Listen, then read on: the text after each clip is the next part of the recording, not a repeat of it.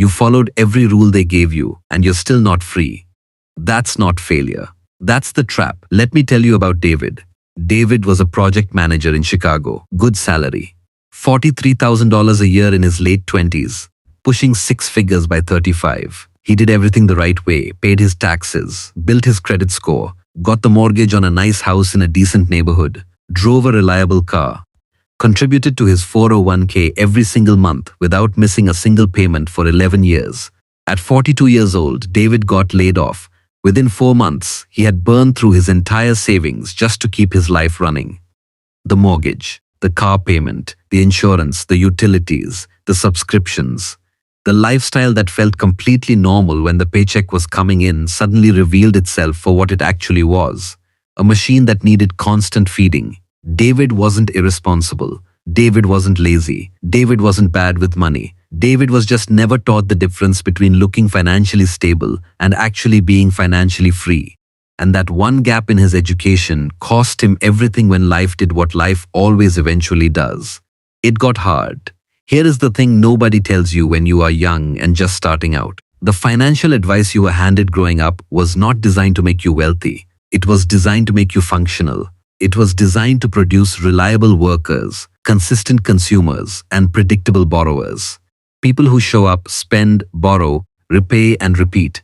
The entire economy runs on that cycle, and the system is very good at making that cycle feel like the responsible thing to do. Get the degree, land the job, buy the house, save a little, retire someday. That is not a wealth building plan. That is a participation plan. And there is a massive difference between the two. Now let's talk about the real enemy here. Because it is not your boss, it is not the economy, it is not even the banks, though we will get to them. The real enemy is something called lifestyle inflation. And it is so quiet, so gradual, so completely normalized that most people never even notice it happening to them. Here is how it works. You get a raise. Finally, some breathing room. But within 3 months, you have a slightly better car. You are eating out a little more. The apartment upgrade felt justified because you work hard and you deserve it. The streaming subscriptions piled up. The weekend trips became part of the routine.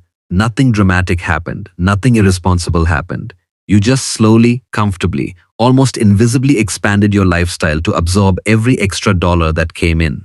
And your bank account looks exactly the same as it did before the raise. This is the trap that catches brilliant people, educated people, hardworking people, because it never feels like a trap. It feels like progress. It feels like enjoying the rewards of your effort.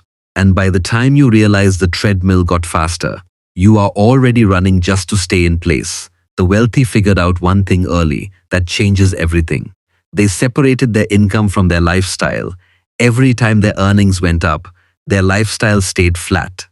Not because they were suffering, not because they were cheapskates, but because they made a deliberate decision before the money arrived. Every extra dollar coming in was going to be deployed, not consumed. It was going to be turned into something that would produce more money without requiring more of their time. That is the fundamental difference between the middle class and the wealthy. The middle class uses money to buy comfort. The wealthy use money to buy freedom. Comfort feels better in the short term. Freedom pays everything in the long term. Now let me be completely straight with you about debt, because this is where most financial content either lies to you or waters it down to the point of uselessness. Debt is not evil, but debt is absolutely not neutral. There are two completely different categories of debt, and they will either build your life or slowly bleed it dry. The first category is debt that extracts from you. Car loans, credit card balances, buy now, pay later schemes. Personal loans for vacations or furniture or anything that loses value the moment you acquire it. Every single month you are servicing this kind of debt. You are sending your future labor directly to a financial institution. You worked 40 hours this week. A portion of that work belongs to your bank before you ever see it. That is not normal adulting. That is a wealth transfer that was engineered specifically around the predictable financial behavior of middle-class earners. The second category is debt that produces for you, a loan on a rental property that generates monthly income, capital borrowed to fund a business with real returns. This debt uses borrowed money to create an asset that pays you back. The wealthy use this kind of debt aggressively and intentionally. They understand that borrowing to build is fundamentally different from borrowing to consume.